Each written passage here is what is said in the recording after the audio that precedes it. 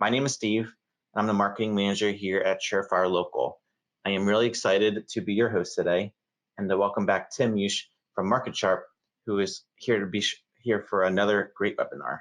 But first, in case if you're not as familiar with Surefire and who we are located in Northern Virginia, and our all-in-one local marketing platform helps to guide your digital marketing investments from a single command center. It provides actionable insights so you can generate more business and stop wasting money. Our mission here is a simple one: to educate local businesses on a wide range of topics to help you succeed in your business. We want to know who you are too, so let us know where you're joining us from today. And you can do that by using the chat feature in the control panel that you'll see. And two quick reminders before I pass things over to Tim. Everyone will get the recording of this chat in an email tomorrow, and you can ask any questions here using the chat box or emailing marketing@surefirelocal.com. And because you are on the webinar with us right now, there will be one attendee today who will be taking home a free Google Nest Hub that we'll be giving away at the end of today's webinar. And again, we are thrilled to welcome Tim back to uncover the 5 key numbers you should be tracking that can help you lead to more customers and higher visibility in your local areas. He put together a really great presentation for you. And with that, I'll pass it over to you, Tim. All right. Well, thanks so much, Stephen. Thanks for joining us today. You know, we're up here in Wisconsin, and I don't know if many of you have experienced it yet, but I was flying back from Louisville last week and looked out the window of the airplane, and guess what? It was all white. So I guess winter has come, at least up here in Wisconsin. So happy to be here today. I'm excited about the content we're going to present today. It's got a little different twist to it, so I think you'll find it quite interesting, and hopefully it can help you as you wind down 2019 and head into 2020. First, a little bit of great news. And this isn't a surprise. The great news is very simple. Things are going pretty well in our industry, aren't they? The last couple of years have been pretty awesome in terms of the amount of money people are spending on remodeling and home improvement projects. As a matter of fact, I got the latest stuff from the folks at Harvard University, the Joint Center for Housing Studies. And here's what they found. They found a trend is definitely in the last few years have been certainly upward year after year after year. And it's been great. A lot of us have really, really done well throughout this period. But one thing they're noticing, the folks at Harvard, is this. If you look here, you look as we go into the fourth quarter of this year and in 2020, quarters 1, 2, and 3, it's kind of remaining flat. Now, that's not a bad thing. So I'm not really talking about gloom and doom here, but the growth we've experiencing, in their opinion anyway, is going to taper off a little bit. And if you've been in this business any time at all, you know what happens. You get these periods of prosperity, everything's going great, and then something happens. And all of a sudden, not the case anymore for a little while. In other words, there's some peaks and valleys depending on all sorts of variables that are out there. The economy, presidential elections, whatever the case may be. So the point I want to make here is it's really important that we all really get our business in order and make hay while the sun shines. And certainly the sun has been shining the past few years, and it's certainly still shining. And according to Harvard, it's going to maintain right where we're at now for a little bit. But I have a feeling what's going on here is rather than a bright, cloud-free sky, it's going to be a little partly cloudy here for a bit. So I think the best advice we can give each other is what's on screen right now. Like I said, make hay while the sun shines, and get your business, your processes, your systems in place to really take advantage of it when things are going great. But maybe more importantly, if things do take a little bit of a turn, that you're in a position to be as efficient as you possibly can. And that's what separates you from your competition. So I think it's important maybe we have that little discussion here and talk about some of the information from our friends at Harvard and what our industry is looking like as we go forward. So again, today's topic, love the title, certainly would interest me if I'm in the business, 5 keys to getting more customers and standing out from the local competition. And what I chose to do in this particular webinar is I chose to handle this particular topic a little differently. And what I think would be useful for us is if we look at it this way. And here's a question for you. Your home services business is speaks to you every day. But here's the question, are you listening? And what we want to talk about for the next few minutes and the time we have together is what I call the 5 gotta have numbers you need to know in your business to be as efficient as possible. So we're going to talk about those numbers, but then we're going to do a little different twist to it. We're just not going to mention what these numbers are. We're going to talk about some ideas of how you can improve those numbers in your business, which really reflects the success you have in your business, your bottom line, your profits, and everything else. Okay? That said, let's dive in. So first off, I want to get you to think of your car. And some of you probably know what this particular drawing underneath that think of your car text is represents. And what it is, of course, is the dreaded check engine light. And it's not a light we like to see because we don't know what's happening when that comes on. All we know is there's something wrong. And if you go Google that, they say, well, you best go get it checked out, and they can figure out what's going on. They can plug your car in a computer and find out, yes, this is what's happening. In some cases, it's a loose gas cap. But the point is, your car has the ability to give you these warnings and let you know what's going on so you can take care of them. And I did a little bit of digging into these lights that we have in our car. And here's what I found. I found there's a whole bunch of them. And I think you know what I'm talking about. If you look at all these lights that represent certain things in your car that are either good or bad or indifferent and things like that, it's a great thing to have those things in your dashboard. Because if you're low on windshield wash fluid, bang, a light comes on. So you're not stuck somewhere with a dirty windshield and you don't have anything in there and you got to drive until you get to a place where you can buy that. How about being low on gas? Things such as that. These things are very handy. But here's the question I think we want to ask ourselves. Again, getting back to our business, is what about our business? Do we have such a thing as a check business light? And I'm thinking we don't. But there are ways to get a heads up on what's going on in your business. So here you go. You got a business that's operating, it's open, it's doing fine. And based on the topic we're talking about today, these icons and these warning lights, as I want to describe them in your business, should be paid attention to. First one we got there is wouldn't it be great if you had a warning light that, alerted you that, hey, leads are low. We don't have enough leads to feed our salespeople for this period. That would be good to know. How about this one? How about this warning light? We got something going on where we're getting a bunch of inquiries in our business, but we're not converting enough of them to appointments. It'd be good to know that too, wouldn't it? Next, we got a situation where we're giving appointments to salespeople, but they're not coming back with sales. It'd be good to know that. Let's keep going. How about over here? How about your marketing costs? It'd be good to know that all of a sudden you get a warning saying, beep, beep, beep, you're spending too much to generate your leads. Onward, how about a low demo rate? What that means is you're issuing leads to salespeople, but for some reason, they're not turning into full demos or presentation. And then finally, and the one that probably really matters here, is you got low profits. You're not making enough money to maybe give you the money you need to truly grow your business. So I don't know about you, but I think those warning lights in your business would be good to know and have those on a daily basis pop up so you can say, hey, we got to do something about this or this, just like the low windshield washer fluid or your low gas. And here's what's going on. If these things get out of hand and you don't get a grasp on them and react to some of these things that go on, is you get a check business light going on. It says, hey, your business could be in trouble. And really what it could end up being, this thing goes from open to closed here, and that's certainly not what you want. So it's important that we think of things along these lines, and that analogy to car dashboard warning lights, I think, can really tell us a story. So that said, let's dive in. Let's talk about these 5 gotta have numbers you need to know and what effect it can have in your business to not only know them, but be able to act on them in certain ways to improve them, which is going to take that bottom line, that profit that you're looking for in your business, and make it the best it possibly can be. Okay, so let's talk about these things briefly, then we'll dig into them one by one.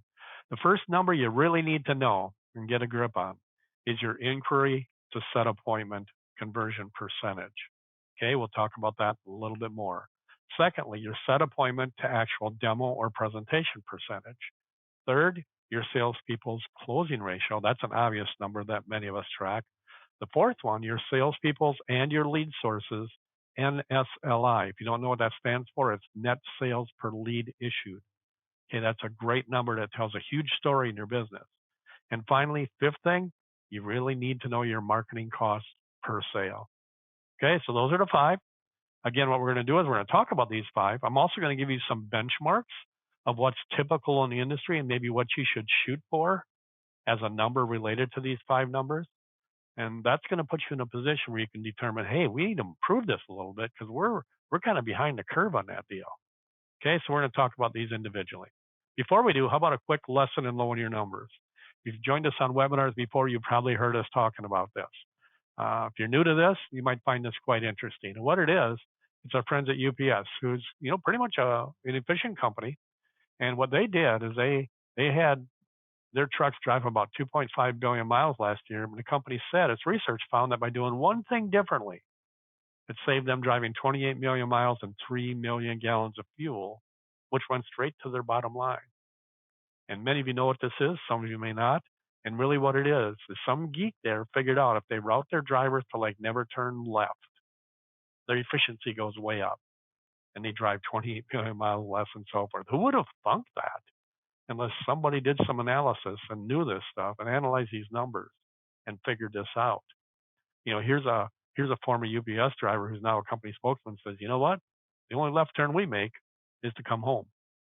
And it's kind of interesting, isn't it? So here's the question for us. When you think of your business, does your company in your processes have any left turns? Are there some things that maybe you're not as efficient at as you could be? My guess is there probably are.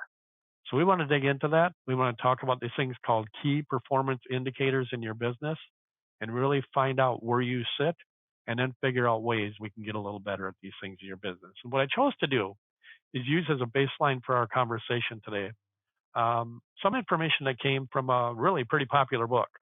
And here's a book that's been around for quite a while, still extraordinarily relevant today. If you have not read this book, I'd suggest you do it. It's The 7 Habits of Highly Effective People, written by Stephen Covey. And I love this. This is just common sense, pure wisdom. And if you look at the 7 habits over there, we're not going to spend much time on all 7. We're just going to pick out 2 of them and spend some time with. But they are just right on target with how you can really get a lot more effective in everything you do, not just your business, but your personal life and all that. So the 2 we're going to deal with in our content here today is, first off, number 2, which is begin with the end in mind. Okay, so we're going to talk about these numbers that are important. We're going to give you some benchmarks that you want to shoot for with these numbers, and that's going to be your end in mind. That's your goal. You got to get your business to that point or beyond. And then we're going to chat about some things that can maybe help you do that. And then the 7th habit is sharpen the saw. Now I'm going to take some liberties here and maybe present that in a little different light than the way the book does. But what we're talking about here is we're going to talk about, first off, these numbers. And then we're going to help you sharpen your saw, so to speak. In other words, the efficiency of your business and get better at what you do. Fair enough? We'll proceed with that and let's get going. So again, the goal here is to begin with the end in mind as it relates to these numbers. So let's dig in. KPI number 1. When we talk about these 5 gotta have numbers you need to know. And again, it's your inquiry to set appointment conversion percentage. Simple math here, if you want to make a note of this. And by the way, you will get a link to a recording of this webinar. So if you don't get the information right now, you can review it later. But it's simple math here. It's the set appointments divided by the number of inquiries that come into your business. Doesn't matter whether they're web form submissions, people walking into a showroom, people you see at a show or event, those are inquiries. And really what you want to know is what % of them are turning into appointments. And why it matters is this number will give you a gauge on how good a job your company and staff is doing at converting these expensive leads to solid set appointments. And this is frankly where a lot of business falls through the cracks. So how about some benchmarks here? What should you shoot for? What's typical? This can vary substantially based on a number of variables, as related to how you're generating your leads. For example, if all your leads are coming from sweepstakes, those people aren't really jumping up and down interested about your product. They're going to enter a sweepstakes. So you're going to convert less % of those than you are somebody that's a referral naturally or repeat business. So keep in mind, these benchmark numbers can vary depending on how you run your business. It also varies by product type, et cetera. But industry averages show that somewhere between 60 and 90% of your inquiries should be turning into set appointments if you're efficient. And if you want to have a good end in mind goal, I would say that should be about 80%. Try to get as good as you can at this to make sure 80% of your inquiries are turning into set appointments. You're not going to get them all, but 80% will be a good number. Okay, so let's now talk about that 7th habit. Remember, sharpening the saw. So what can we do to improve this particular metric in your business, which is going to improve your efficiency? And here I want to talk about a couple things. And I want to ask you this question. Are you taking full responsibility for this part of the sales and marketing process? Meaning that inquiry that comes in and doing everything you can to be as good as you can be at turning that to an appointment. Are you taking responsibility there? And let's break that word in half now. Let's talk about it from this angle. I want to ask you this question. Do you have response dash ability when these leads come in? And that's what's important. And I want to look at this from two angles. First off, from a speed angle and a skill angle. So again, to review what's going on here is we now have an inquiry, came into our business, maybe a web form submission, maybe a home show lead or something like that. And now you got to turn it into an appointment, and speed and skill are critical. Let's first talk speed, especially with web leads. You're probably aware that speed is of the essence here in follow-up to get these things converted to appointments. What you're seeing on screen now is a graphic that's a summary of what Ohio State University and a bunch of other organizations learned when they analyzed 15,000 internet leads. And look what they discovered. They discovered things like 78% of prospects convert with the first party to make contact when someone submits an internet lead. So keep in mind, if somebody finds you online, there's a pretty good chance they found somebody else too, a competitor. So if this stat is anywhere near true, 78% of prospects convert with the first party to make contact, yeah, you don't want to be second, third, fourth, or worse, do you? How about the upper right? Responding to leads in the first minute can improve conversion by as much as 391%. Leads convert 22 times or more often when contact is made in 5 minutes or less. And it goes on and on. I think we all know this. Well, think of yourself. If you're online checking out some particular product you're interested in, and you say, you know what, I'm going to try to learn more. So you submit a form to learn more of something. What are you most interested in that product? And the answer is pretty obvious, right then. Not an hour later, a day later, a week later, or longer. Because if you wait that long, this lead continues to diminish in its intensity. So you got to get to these quickly. How about some more information? Here's some friends of ours. They're in the business, Keyword Connects. They're in the business of generating leads for companies. They also have a call center that converts them to appointments. So they're right in our business. And here's what they learned. They learned when a web form submission comes in, if they call back within 1 minute, they're 28% more successful at setting an appointment than they are if they wait till minute 2 to call back. That's stunning. How about in minute 2? 15% more likely to set appointments than they are in minutes 3 and 4. And summarizing at the bottom, 48% more likely to set an appointment by calling the homeowner back in the first minute than you are 2 minutes later. Wow. We got to get on it right then. So speed is critical. Speed to lead is what you need to think about. So here is a report that I'd suggest you get. Here's a web address down here. This organization, what they did, and you can write that down. This organization tracked the response times from 466 home service companies over 5 days. In other words, companies like yours. And you won't believe what they discovered. And they present it all in this 20-page report. And frankly, if you read this, you're going to go, oh my gosh, yeah, I can see ourselves in that. Yeah, we're messing up and we could do better. And there's tips in there on how to do better and so forth and so on. So get the report, read it. Get you to the point where you understand that, whoa, we spend all this money to generate these leads. Let's not let them fall through the cracks because we're slow to respond. Okay, very important. Here's the way it's got to work. You got a web page going on like you're seeing on the left, an example there. The way it's got to work is somebody submits a form there, bang, it's got to go right into your CRM. What we're showing you here is, of course, the lead section of MarketSharp, which is a CRM in our industry. And what's going to happen there is once it hits that CRM, all sorts of things immediately take place. Staff members get alerted by a text message, emails. Heck, we're trying to figure out how to ring a bell in the office saying, beep, beep, beep, we got a lead. We got to get to them within a minute.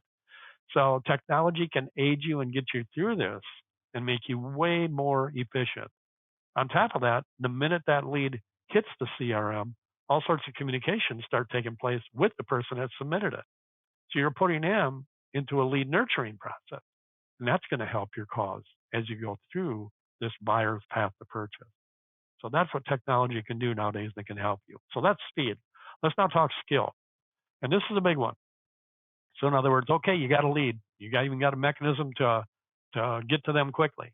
But the next question you want to ask yourself Do you know how to handle these leads well and get them converted to what you're trying to do now, which is to set the appointment, not to sell them the product. And here's where companies mess up because they'll get people on the phone, whether it's an inbound call or an outbound call to follow up on an inquiry, and they don't have their people scripted properly to say the right things. Because the kind of questions that come up in this call is, well, first question comes up, well, how much is this going to cost me? Well, how do you know that at that point? I know the kind of products you guys sell, and it's impossible to really handle that, on a call like that. So if you can't handle that gracefully without insulting a customer, you're going to start losing people right there. So you have to understand that your mission here is to not sell your product, as I mentioned a second ago. It's to sell the value of the visit. That is whole different. That's a whole different deal than selling your product here. So get some help. What you're seeing on screen is some scripting that is in MarketSharp, our CRM, that pretty much tells you what to say as you're gathering information from this individual. If a particular objection comes up or they ask you, what's this going to cost me? Gives you some ideas of what to say. So get yourself scripted. I'm not talking about turning your people into robots so they sound like a robot or anything like that. Just give them the tools and the word tracks necessary to understand what the goal is here, which is to set that appointment. So to help you with this, and again, don't wing it with this important part of the lead conversion process or you'll lose a bunch of business. To help you with this, our friends at Dave Yoho Associates have created a CD program called Leads, Leads, Leads. And it gives you a ton of information on how to handle this part of the process. So you know what to say, gets you scripted properly, and so forth. And you can just check this out if you're interested. Just go to daveyoho.com and go ahead and get your hands on this. I think you'll find this will help your business dramatically. All right. KPI number 2, key performance indicator number 2. So you got an appointment set now, right? Okay, we want to know now what % of them are turning into full presentations or full demos. The math, again, simple. Actual full demos divided by set appointments. And why this matters is this number reveals how often your salespeople are actually able to make a full presentation from set appointments. It'll smoke out things like salespeople who overqualify people before they go there. Maybe they call them up and say, hey, you got your checkbook ready? And I know they don't say that, but they might not like the address. You know what I mean? So you want to make sure you can spot that kind of stuff so you don't start losing a bunch of business right here. Okay, it's going to help you judge the skill of the appointment setter in setting the proper expectations for the appointment.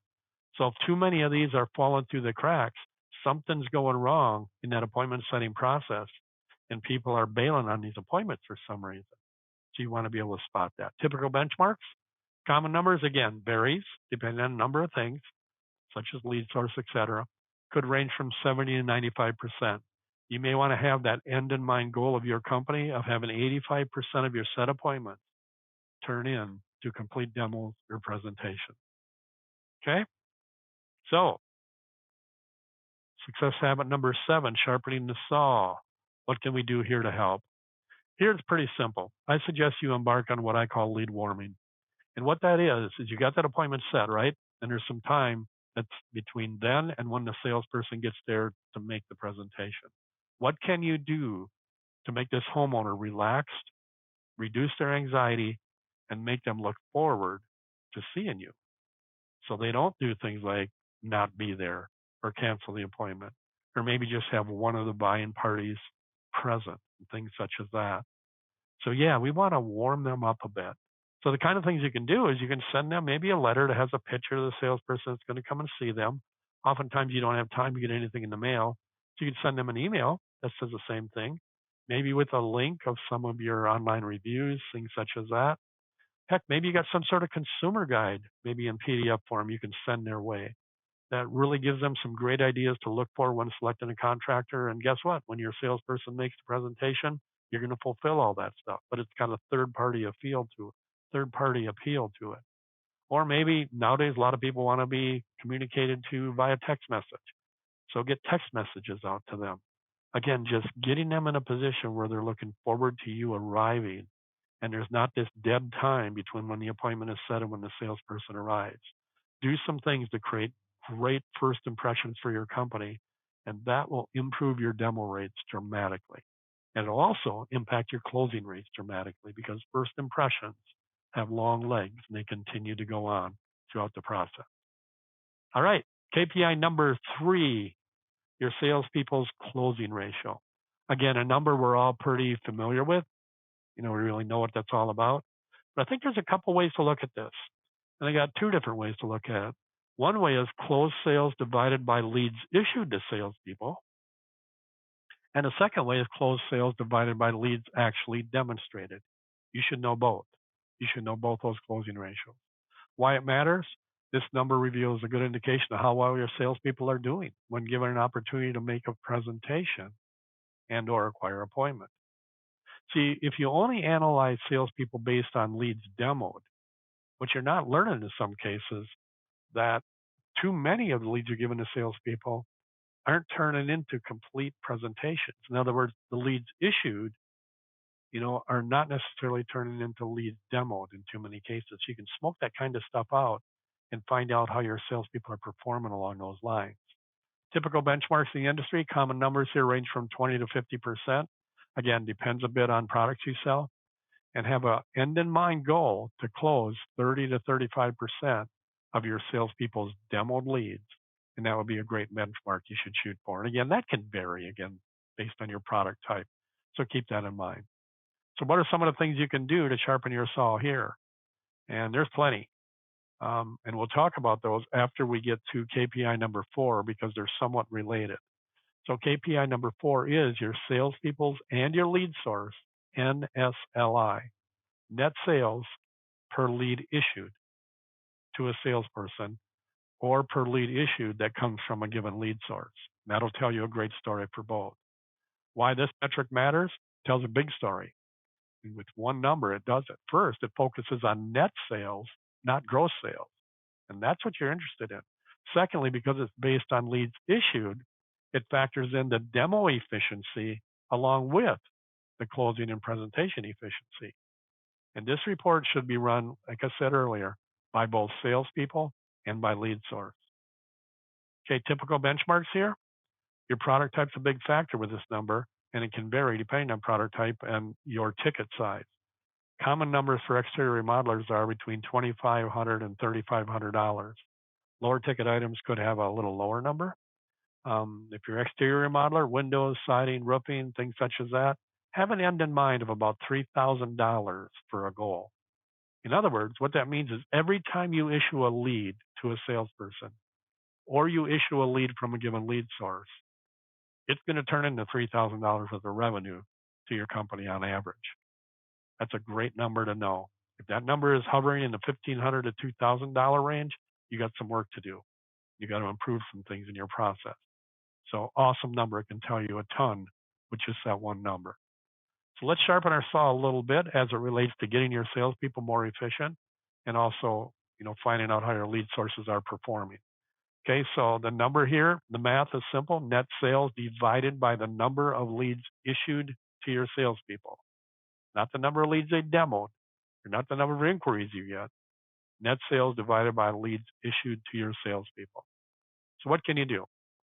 We want to look at that from 2 angles. First off, what can you do to help your salespeople close more sales right now, maybe on their first visit? Or what can you do to get more business as time goes on? So the top part of the screen right now is talking about things you can do to help your salespeople close more business, which will impact their NSLI or net sales per lead issued. Obviously, never stop training your salespeople and getting them the latest training for what they do. They're professionals. And don't think that someone who's been around for 10, 20, 30 years could not use some ongoing training. Consumers are changing. What they're expecting are changing. So you want to make sure you're getting the latest information of how to be the best you can be when you're in the home and help that particular consumer make the best decision for themselves. Don't forget that.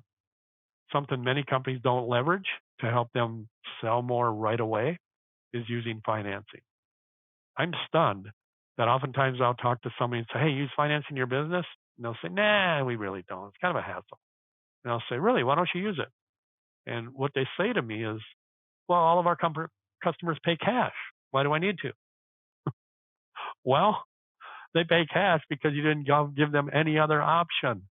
But I'll tell you what, there's a whole bunch of those people that didn't buy. And the reason they didn't buy is they didn't have the money to do it. Now, do they tell your salespeople, well, we can't buy tonight because we just are broke and we don't have the money to pay for this? Do they say that? They don't. Here's what they say. Well, we're going to think about it.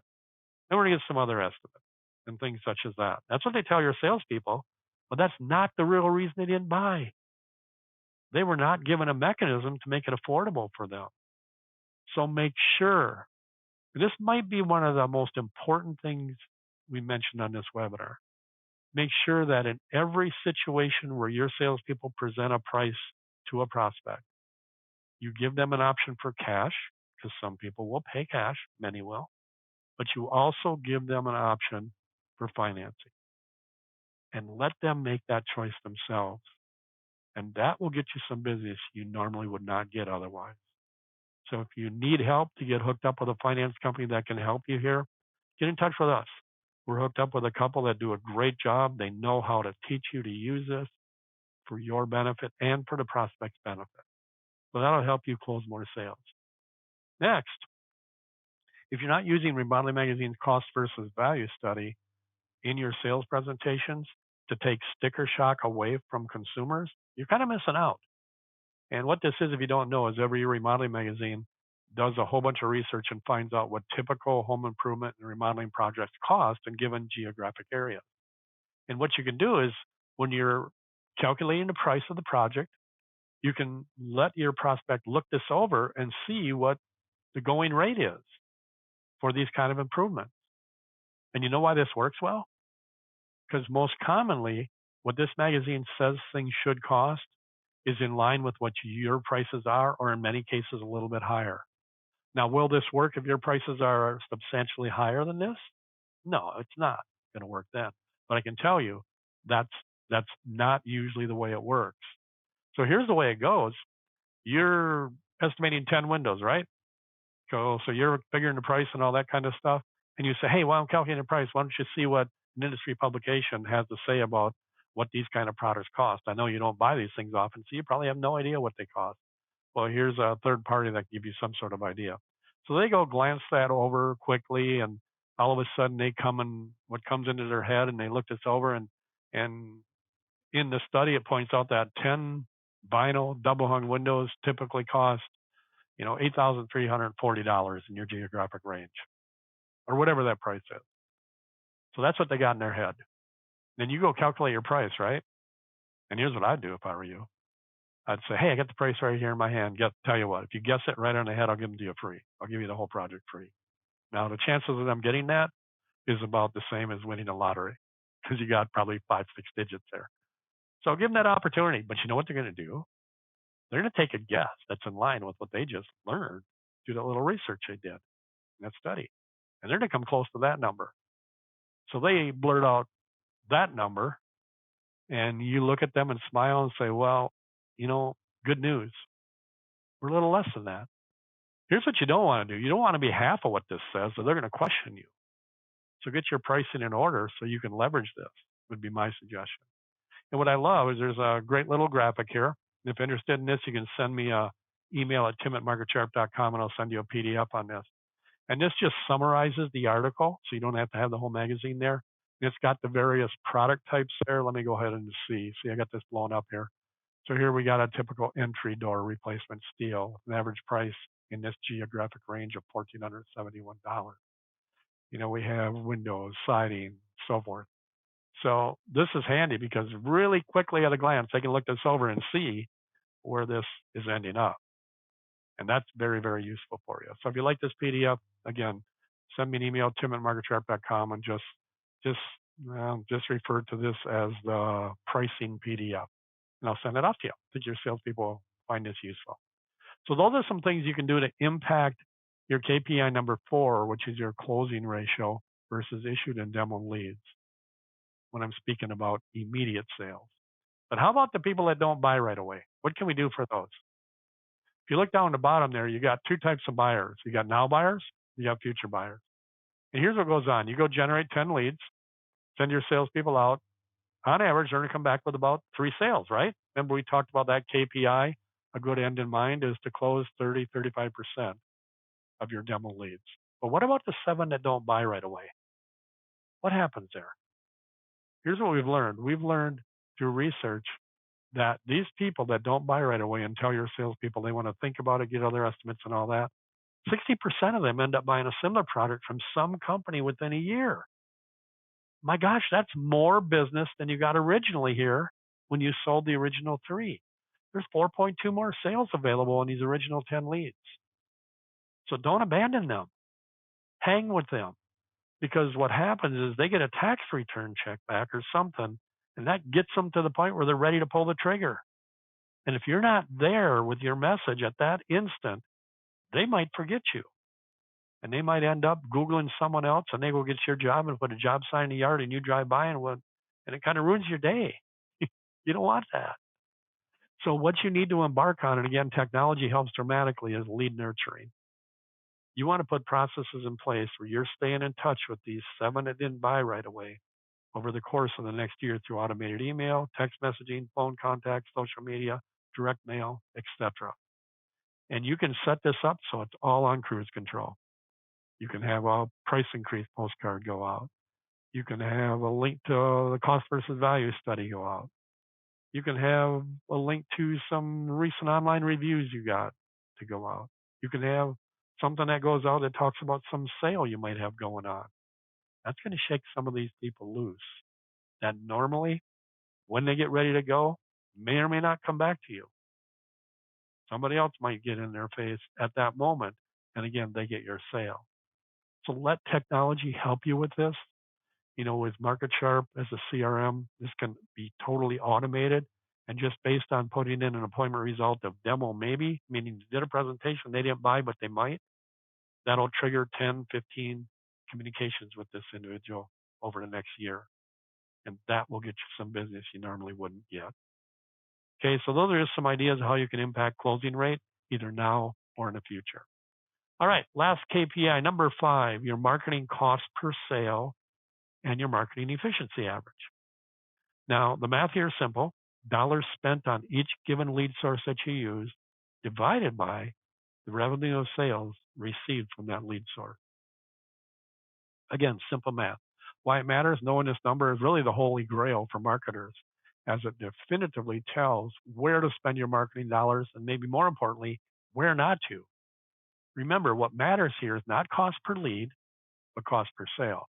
Typical benchmarks, simple math, but it could possibly be the most important number your business needs. This number is directly related to your cost per inquiry and closing ratio, and it could vary from $300 to over $1,500. I know that's quite a range, but again, depending on product types and all that. A typical exterior remodeling company should have an end in mind goal of spending no more than $900 on your marketing for each sale that you get. Not lead, but sale. Let's unfold that a little bit differently. Let's take a look at how we can sharpen our saw here.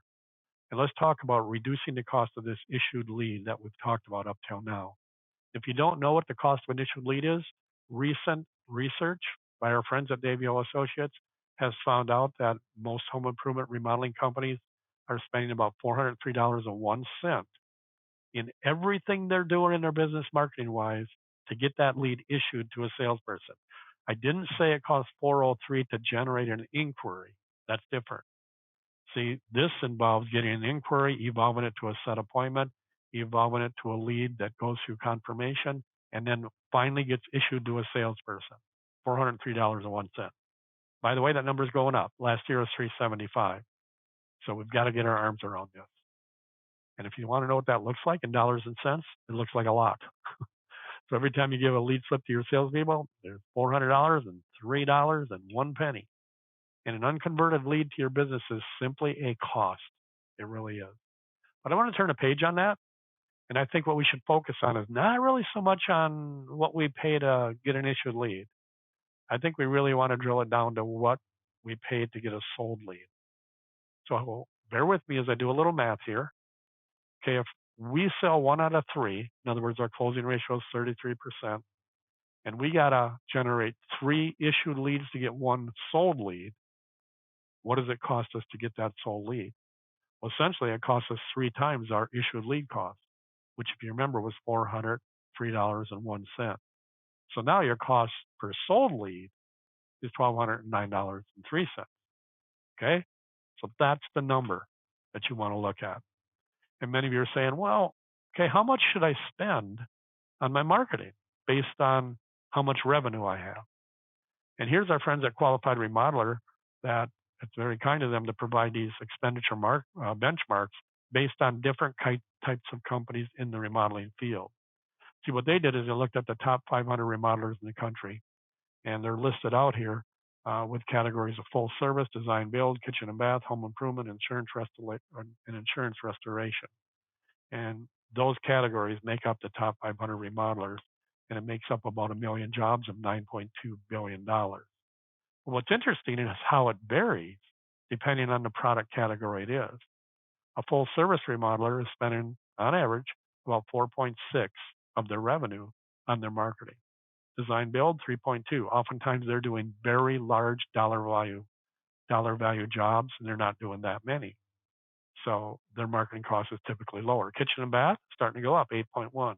Home improvement, windows, doors, siding, roofing, that stuff, 11.2% of revenue is spent on marketing. So if you're not in these ranges here, you might want to consider some things. And maybe I know a lot of people brag and they say, I'm in the home improvement business and I'm only spending 4.2% of my revenue on marketing. And when I dig in deeper, oftentimes what I discover is that they're not growing. Their business is not scaling because they're getting a lot of their business from repeat referral. Nothing wrong with that. But if you want to break through that $2, $3, $4 million barrier that many companies never get through and get to 10, 20, 30, 40, $50 million where your business is actually an asset and actually you can sell it, you got to have some money to work with. So consequently, spending more on marketing isn't always a bad thing as long as your profits remain in line. Okay, so remember this song by Johnny Leon in 1980? I do. Remember this song, Looking for Love in All the Wrong Places?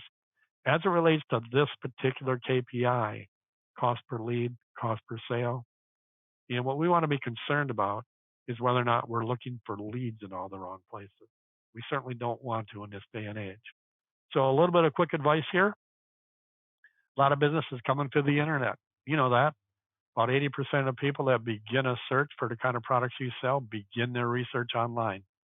So you need to connect with them and hold their hand through that process. So my advice to you here is don't try to do this on your own. Get some help. Get some help from some companies that know this game and they know our industry and they know how to make web strategies convert. See, a lot of you, might have your brother-in-law make a website for you because he's a geek. And heck, he can make it look pretty. He just says, hey, give me some brochures and I'll put some up. It'll look really cool. But it won't convert. And frankly, what I've learned also is even your local advertising agencies, if you go to them, they say, yeah, we do websites. If you let them do it, I'm telling you, in most cases, they don't work very well. You got to latch onto someone that knows this industry and how this process works. See, we're not selling pizza here with a website. We're selling a process that people go through, whether it's appointments set and so forth and so on. Whole different deal. And of course, our friends and the host for today's webinar, Surefire Local, can help you with this. How about a quick bonus KPI that you should consider? And here's one. I call it your positive online review efficiency average, PREA, P-R-E-A. Again, simple math, positive reviews acquired divided by completed jobs. I'm sure you're aware of the impact online reviews can have on your business, either negatively or positively. When you're searching for a restaurant, a hotel, and stuff like that, you're looking that stuff over. Trust me, when people are searching for what you guys do, they're looking that over too. Why it matters? Simple. Your online reputation is really a currency to your business. Stats show how vitally important it is to your business's future. It affects lead generation, demo rates, closing, cost per sale, everything. You really got to get your arms around this. Typical benchmarks, it's really hard to say because this is kind of a new metric. But many companies aren't tracking it, but put systems in place to make sure you are getting, I'm going to suggest about 60% of your completed jobs end up with you getting a positive online review. And that's going to take some work. Why do reviews matter? Online reviews. Here's a graphic. You can get it at marketchart.com/resources. I would get this and look it over. There's 50 stats you need to know. And I'm just going to talk about two. Number one is 84% of people trust online reviews as much as a personal recommendation. How about this one? 73% of consumers think reviews older than 3 months are no longer relevant. So don't think you can get some reviews up from years ago and they're going to last you forever, because they won't. Okay, so take this part of your business serious. And there's 3 steps to maximize your online reputation. First off, do an awesome, remarkable job. Give your people a customer experience that they can't help but want to make remarks about you. And oftentimes, that's got to go beyond just getting a satisfied customer. In other words, just doing a great job with your installation, which is to be expected, probably not enough. Do something else. Give them an experience that they can't help but say, oh my gosh, I had no idea this company would be this way. And if you're interested in ideas of how to do that, I'm going to suggest a book. It's called The Purple Cow, written by Seth Godin. That'll give you some ideas of how you can give that kind of experience to every customer you get. And again, it probably goes beyond the product you sell. Okay, so once you get to that point, you do a wonderful job. People think the world of you. Then you got to acquire these reviews. And in order to do that, you got to enable people to give them. Here's what don't work. What doesn't work is you do a great job and say to them, hey, thanks for telling me how great a job our installers did. Would you mind putting up an online review for us? Because here's what they'll say. They'll say, sure. But here's what they'll do. Nothing. Because in most cases, they don't know how to do this or where to do this and all that. So you got to enable that. Give them some tools, whether it's an email with some links where they can put up reviews, or better yet, maybe you got a little app on your mobile phone that right when you're with them in person, you can click that thing and you can get an online review right there. So enable them to give you what they want to say about your company. And then once you get that, don't keep it a secret. Figure out ways to share this with the world. Put it out there. Put it everywhere so people can see what a wonderful company you are. And that takes that anxiety down, and it helps your lead generation and everything else. So remember, important metric, PRIA, positive review efficiency average. Get to the point where your end in mind, your goal is 60% of your completed jobs should have a positive online review. Bonus KPI, all I want to say here is everything going on with your website, make sure you're analyzing that, where people are clicking, how long they're staying there. All those kind of stats that are so important for your web strategies. Make sure you have some mechanism so you can see, my gosh, our website is really working. Or people are landing on our website, and frankly, most of them are leaving in 6 seconds flat. You need to know this stuff. So some of these metrics over here are so important for your business to find out really what's working and what's not. And again, that our friends at Surefire Local can help you with this as well. All right, winding down. We're in a great position here at MarketChart. We've got all these clients that use our software, many of you on this webinar, so thank you.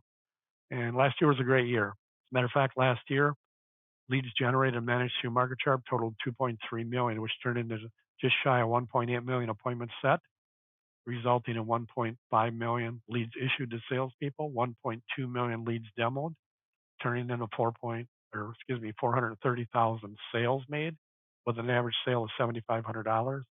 So $3.2 billion worth of installed home improvements were funneled through MarketChart CRM. I don't tell you that to brag about how the CRM's working, it's doing a great job. But what I want to talk about here is these numbers should be ringing a bell to you guys. These are the metrics we just talked about. And you look at some of these average numbers over on the right there, those are the numbers that we found are average. Now, these numbers might be a little hard to relate to because they're so big and it's kind of the aggregate of the whole group. And really what you're looking at here is 18.2% of your inquiries are turned into net sales. And we want to do some things to improve that number. So let's take a look at this with a more typical company. So I took an average company rather than the aggregate number. So this is a typical company generating 2,300 leads a year, turning into 422 sales, again with the same average sale. So about a $3 million company. And if we look on the right, we see the same metrics in terms of how good they are at turning inquiries into appointments and so forth and so on. But here's one thing I want to point out to you here. If you will just take what we talked about here and know these numbers and make these small incremental improvements in each one of these parts of your business, in fact, get 10% better at each one, something very interesting happens to your business. If you look at the numbers on the right, those are your baseline numbers. Okay. Get 10% better at every one of these processes. And guess what happens to your business? It doesn't grow by 10%. It actually grows by 62.3%. And you might say, how can that be? We only got 10% better. Yeah, but you got 10% better at a number of things which compound and they impact your business dramatically. I want to give you one more little piece of advice here. I would suggest as you go into 2020, suggest that in addition to get 10% better at all these things in the sales and marketing process, you really consider raising your price, maybe by 10%. You might say, oh, we couldn't do that. Nobody will buy. I'll tell you what, every time I've heard somebody say that and they end up raising their prices and I check back with them, it didn't affect their sales at all. It just didn't. In fact, I was at a conference last week and there was a guy there, ultra successful, does $40-50 million a year. He's of the opinion that raising your price is a cure-all for everything in your business. Because first off, it'll give you some more money to work with your marketing. And you can break through that plateau of $2, $3, $4 million and get to 10, 20, $30 million if you want to. And here's the cool part, add a 10% increase in price to your 10% efficiency improvement. Now your business grows by 76.4%. Quite amazing. And that is impacting your profit. So just one comment on profits. Book recommendation, actually. Awesome book, Profit First. This book will change the way you think about your business. Trust me. So I'd suggest you get it. Just Google Profit First. It'll take you to where I can't pronounce this guy's last name. I'll try. Mike Michalowicz. But I've met Mike, and this book is great. It gives you a whole idea of how profit is so necessary in your business to do the things you need to do to grow it, and why it has to be put first in your mind as you go forward. So here's a question as we wind down. Remember, we talked about this. Home services business is speaking. Are you listening? The 5 gotta have numbers you need to know. More importantly, what are you reacting to what you're learning once you know these numbers? Love this quote. This guy was in business around the turn of the century. He didn't have the technology we got nowadays. He said, half the money I spend in advertising is wasted. Trouble is I don't know what half. So as it relates to you and your business, here's your options for tracking these numbers and knowing them. Gut feeling. A lot of people call that managing your business by mailbox. I think that's kind of funny. How about manually? That picture kind of depicts how you can try to track this manually. What many of you might be doing is down here in the bottom left, spreadsheet chaos, where you're trying to juggle 3, 4, 5 different computer programs to help you get this stuff out. Actually quite frustrating. But the fourth option, probably the best in our opinion, is an industry-specific solution that helps you manage and track all this stuff. So if you got that, you got a operating statement dashboard report like this that's telling you how many inquiries you're getting, how many are turning into appointments. Kind of like those warning lights on your dashboard. You're going to be able to spot things here that you're going to say, okay, I'm outside my end in mind goal I have for that particular thing going on in my business. So you get that warning light going on. So hopefully you catch it before your check business light goes on and you got some issues. So this is just so important to have this kind of information available to you. Here you got that net sales per lead issued thing. So pretty cool stuff here. So how to put all this together? I love what our friend Michael Gerber, best-selling author of the E-Myth series of books, says. He said, in order for any business to succeed to the utmost, it must first become a system. So the business functions exactly the same way every time, right down to the very last detail. I think that's great advice. And I think one thing you should consider is it's no longer an option to have a CRM in your business. And I think currently it's no longer an option to have an industry-specific CRM in your business that does everything we talked about here today, plus more. Generate leads for you, convert unsold leads, all that kind of stuff. Give you the numbers you need. It just makes your business run way smoother and on cruise control. So we'd love to chat with you, from Market Sharp if you're interested in learning more about how this tool can help you accomplish some of the things we talked about here today. So let me review. Make hay while the sun shines. Things have been good. Things are going to stay pretty good for a while. put yourself in a position to capitalize on that right now, but also put yourself in a position that if things do go south a bit, you're going to be as efficient as you possibly can while many of your competitors are not. And frankly, I've seen in past downturns that has actually made the companies that are most efficient go through the roof because their competitors go away. So get a good understanding of these important metrics, these KPIs of your business. Begin with that end in mind by setting realistic goals for each metric. Commit to implementing best practices to sharpen your saw and improve each and every metric in your business, and then acquire the technology necessary to accurately deliver these important numbers to your business and then act on them. So let me close with one comment here. I was in a different business years ago, and I was doing okay. And I think this is a great thing to close with, because oftentimes we come to these types of things, either seminars or webinars, we learn a couple things, then we just go back to our business and forget them and don't act on them. Well, I was at a seminar again when I was in a different business, doing okay, but all the best of the best in the country were there. And I thought, I'm going to take advantage of this and pick these people's brains. So I took one guy aside, his name was Jim Place, and asked him, Jim, what can I do to make my business look like yours when I come back here next year? He said, all right, Tim, you're in luck. I'm going to tell you. And I got all excited. He says, I'm going to clue you in on what I call reality thinking. And I went, oh, okay. Here's what he said to me. He said, Tim, think about your business, how you got it to this point, and ask yourself this question. He said, if you continue doing what you've always done, I think you guys know what he said next, don't you? And yeah, he did. He said, Tim, you're going to get what you always got. And honestly, I wanted to slug him. That's not the advice I was looking for. I wanted a direct mail piece that was going to get me all sorts of leads. He didn't tell me that. He said, think about what you've always done. If you're not happy with the results, you might want to change something. Because if you keep doing what you always got, or you keep doing what you've always done, you're going to get what you always got. And you know what? It didn't really hit me right then, but guess what? It's decades later, and I'm still talking about this. This is some of the best advice I've ever gotten. So when you go to a seminar, when you sit through a webinar and you get a couple ideas, don't continue doing what you've always done. Act on them. Make some improvements in your business. But here's the bad news.